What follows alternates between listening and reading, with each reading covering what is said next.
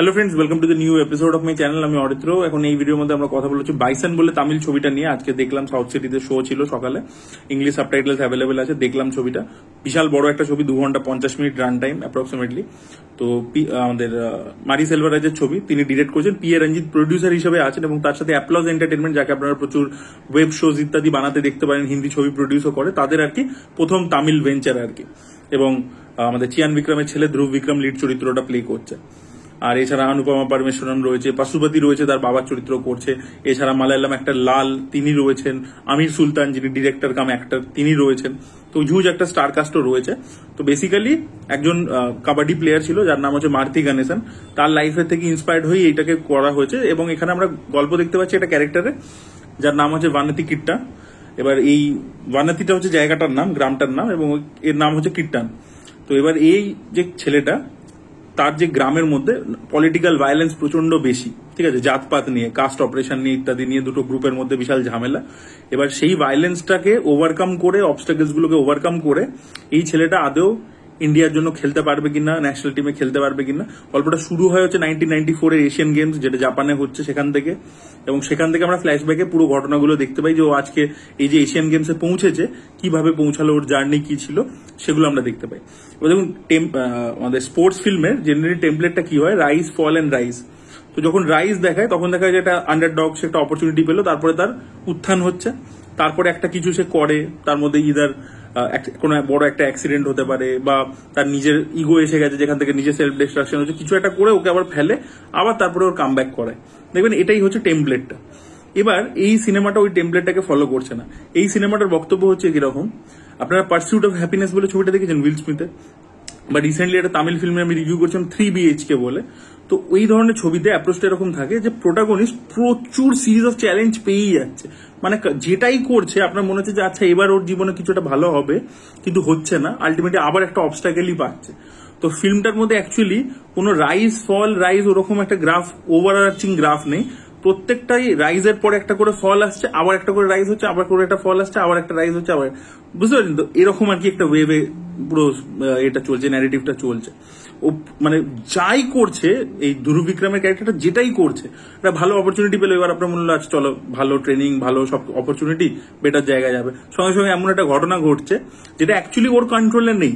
ওর ব্যাকগ্রাউন্ডটা, ওর এনভায়রনমেন্টটা, ওর সোসাইটিটা ওটা করে দিচ্ছে, দিয়ে ওকে পুল ব্যাক করছে আর কি, আবার একটা অবস্টাকেল চলে আসছে। এবার এই অ্যাপ্রোচটা আমরা থ্রু আউট দেখতে পাই।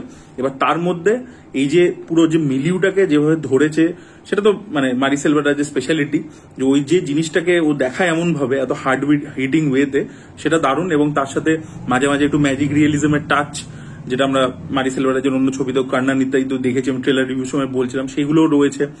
আর যে অ্যানিমালটাকে সিম্বল হিসেবে ইউজ করে থাকে, যেরকম কর্ণানের গাদাটাকে ইউজ করেছিল, আমাদের পেরুমালে কুকুরটাকে ইউজ করেছিল, এখানে একটা বাইসনকে যেভাবে সিম্বলিক্যালি ইউজ করে, সেই জিনিসপত্রগুলো খুব ইন্টারেস্টিং, ভিজুয়ালি দারুণভাবে শুট করা হয়েছে। এবং এডিট প্যাটার্নটাও ঠিক আছে, পাস্ট প্রেজেন্টের মধ্যে অদ্ভুতভাবে সুইচ করতে থাকে।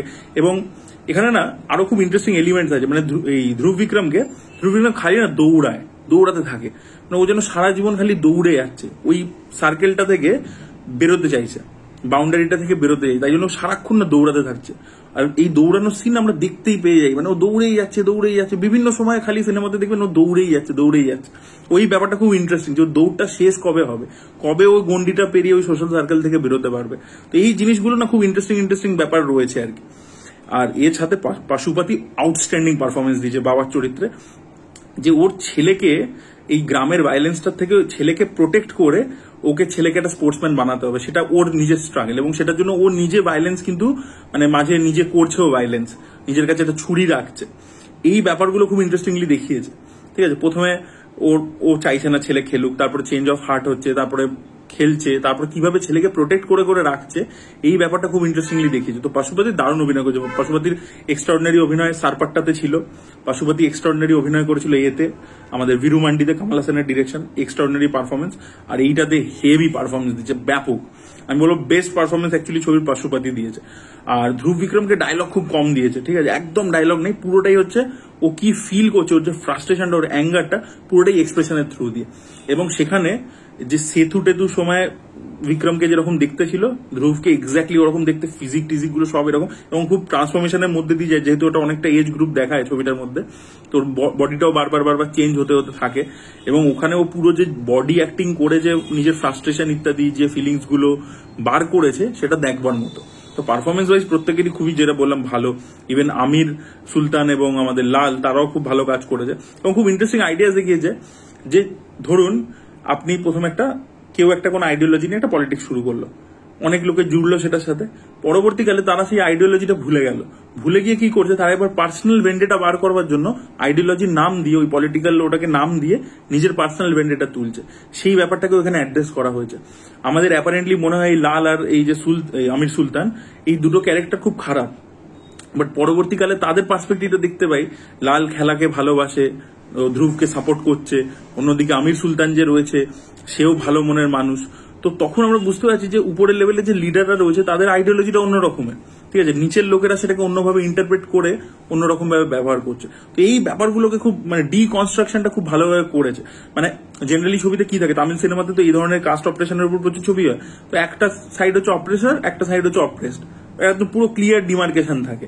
সেটা ইভেন আমি বলছি ভেট্রিমানের ছবিতেও সেই ডিমার্কেশনটা থাকে, বাট মারি সেলভারা সেইগুলোকে ডিকনস্ট্রাক্ট করছে যে না, যে অপ্রেসার, সচরাচর অপ্রেসার যাকে মনে হচ্ছে তার মধ্যেও ভালো কোয়ালিটি আছে।